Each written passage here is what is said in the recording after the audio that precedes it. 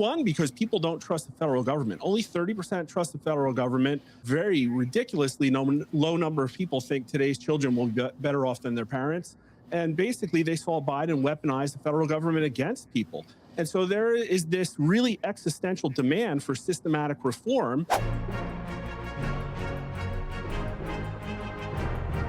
Now I'll have some fun. Joining me now, Jason Miller, old friend, former senior advisor to the Trump transition team, and Mr. Mark Mitchell, head pollster at Rasmussen Reports. Gentlemen, thank you for doing this. We're going to talk about ICE later. I mean, that's just way too easy. But I do want to ask pollster Mark Mitchell from Rasmussen, how's the ICE thing polling, okay? And people have now seen whatever they've seen. I've seen some polls where Trump went down, but he's come back up. Can you just give us a quick snapshot of what your poll shows on the question of, ICE and these blue cities? Donald Trump got elected last year because every one of his policies was more popular than he was, especially his policies of mass deportation, which was in the 60s, and that is held. And the idea of getting rid of criminal illegals is pretty close to 80.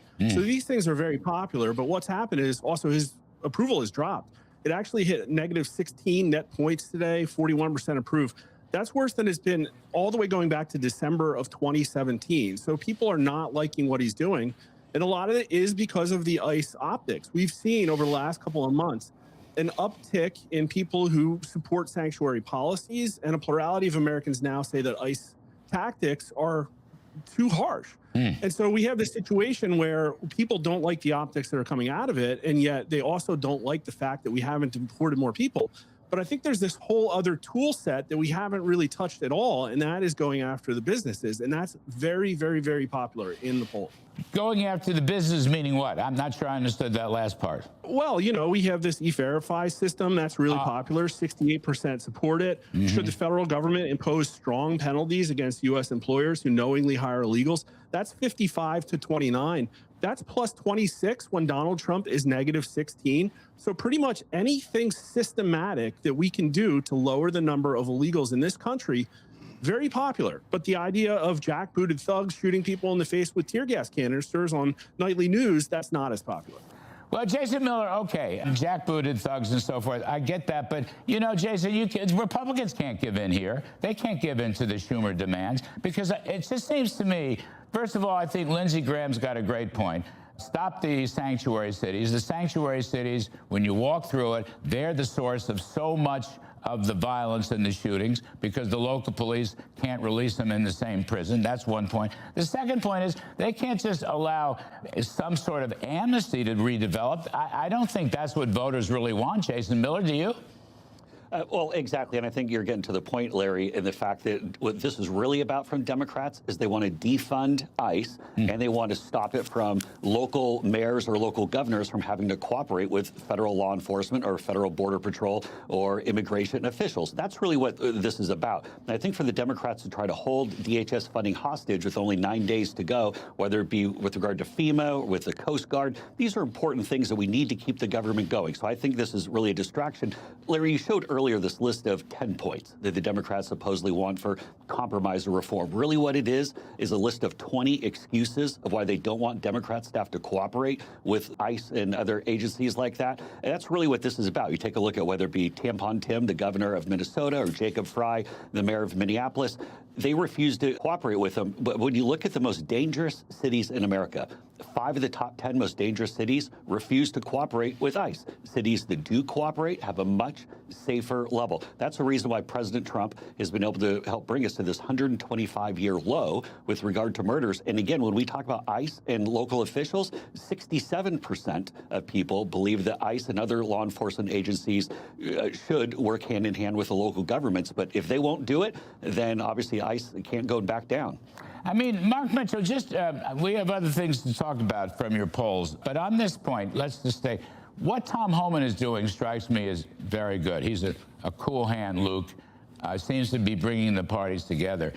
But sanctuary cities, or somehow protecting illegals who have criminal records, the worst of the worst, I just can't believe that people don't want to see those criminals removed from the country. I have trouble with that. Again, I think it's totally just about the optics. And this is drawing blood. Donald Trump's numbers are really hurting right now. He lost the 40% right direction polling he had pretty much all of last year. And a 41% approve is getting into Biden territory.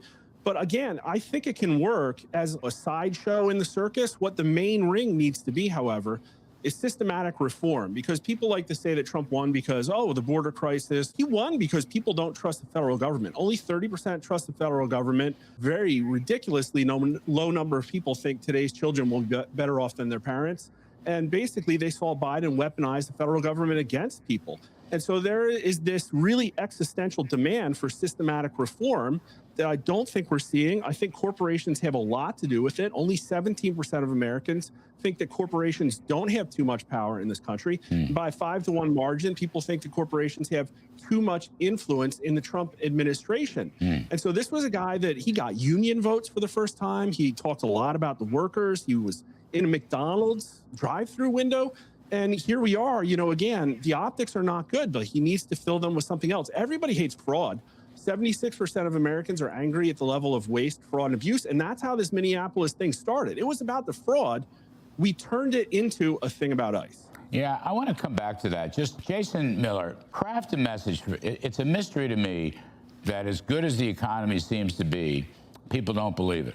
It's a very odd story. And they're taking it out on Mr. Trump, even though the numbers are with him. Now, maybe he hasn't started the fight. He hasn't started the campaign yet. He's done a few things. But nonetheless, Jason, craft a message here. What's missing from the economic growth message when the numbers, the data themselves, are showing 4 to 5% economic growth, which is really quite remarkable? Well, Larry, to go and steal a page from the old playbook, Americans better off with the economy now than they were under Joe Biden? And the answer is a resounding yes. Rate of inflation is dropping. Things are becoming less expensive. The purchasing power is people's paychecks are bigger, is no tax on tips or Social Security or overtime. Also, the business expensing, as all these things are kicking in now. Keep in mind, they just kicked into the first of the year. Now people are starting to have more money that they can go and spend.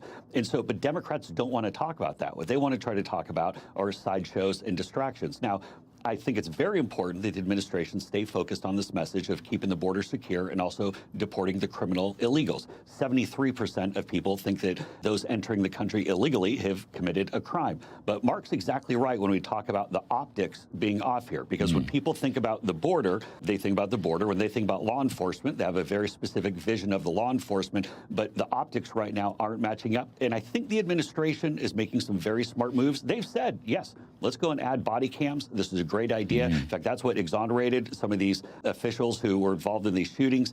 And so I think the administration is making some smart moves, but ultimately this is about the economy. The economy is on a rocket ship for Q1 and Q2, and if we're telling that story, then we're winning.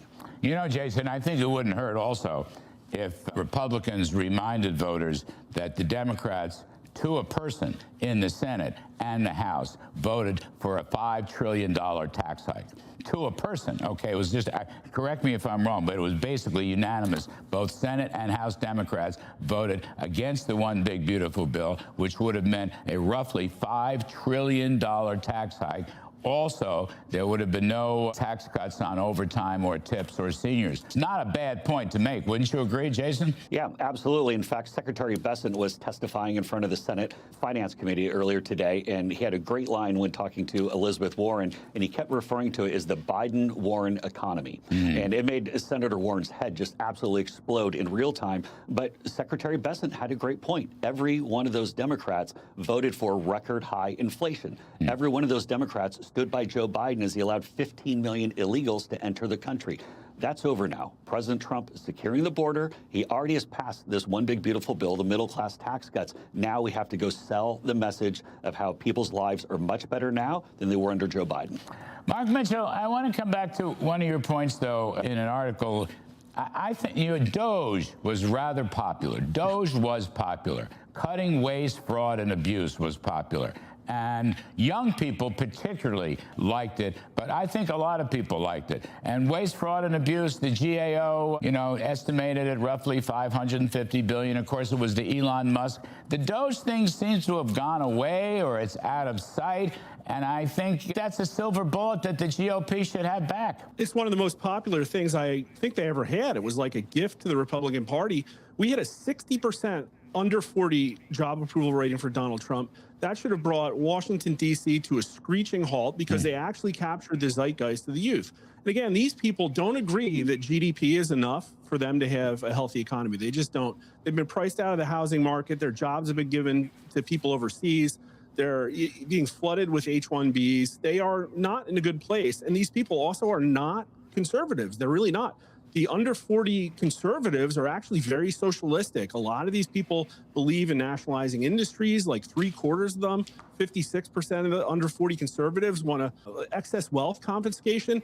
And what they really want is systematic reform. And so they love DOGE. They were there for it. And then it just, disappeared, maybe to get the one big beautiful bill passed. I don't know. But this Minnesota thing was another opportunity to refocus on something. And it's like, okay, Democrats are winning right now in the generic ballot by 6 points. And a lot of that is because of perceived Republican dysfunction. Well, if you can't govern between now and November, the one thing you can do is give the youth the systematic reform they want. These people are most likely to want arrests for almost any scandal. They were most likely to agree with Donald Trump's quote that he who saves his country violates no laws. They really don't care about conservatism. They don't care about the rules. They want people who are fraudulent punished, and that includes businesses, that includes politicians. And I think they were expecting reform, draining the swamp, arrests, and a return to a golden age of America, which isn't GDP. It's not good enough. Well, Jason Miller, all right, what happened at DOGE? We had DOGE, we had Elon. All right, and then Elon was gone. And now Elon is kind of back, but we're not talking DOGE. Elon had his very smart lieutenants scattered through the government. They were very important and popular, but all of a sudden we don't hear anything from that. And I don't hear any more DOGE cuts from waste, fraud, and abuse. Scott Besson talks about the GAO study, which really corroborated what Elon Musk and DOGE was trying to do. $500–600 billion of waste, fraud, and abuse, and maybe more. But we don't hear any more of any of that. Jason, I think they're losing an important message here. I think Mark Mitchell's right. Yeah, absolutely. And stopping fraud, stopping wasteful spending, wildly popular, even in both parties, except maybe with Joe Biden and Elizabeth Warren.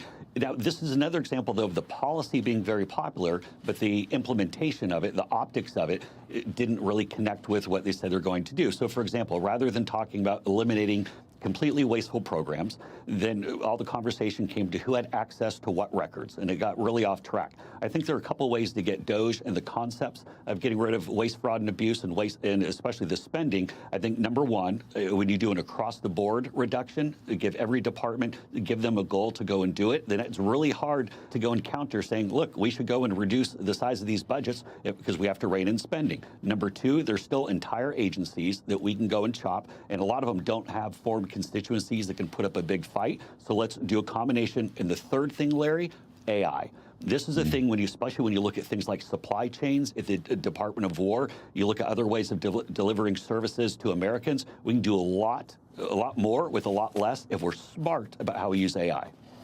Mark Mitchell, give me 30 seconds. Can the Republicans still win the midterm elections? Just give me 30 seconds from your polling. I mean, they need a Manhattan Project. They need message discipline. Donald Trump basically would have to be George Patton. He needs to be a wartime president, and it needs to be focused on brutal, visible government reform and draining the swamp and restoring the American middle class, economic populism, and a focus on increasing wages. All right, there you go. 30 seconds worth. Thank you very much.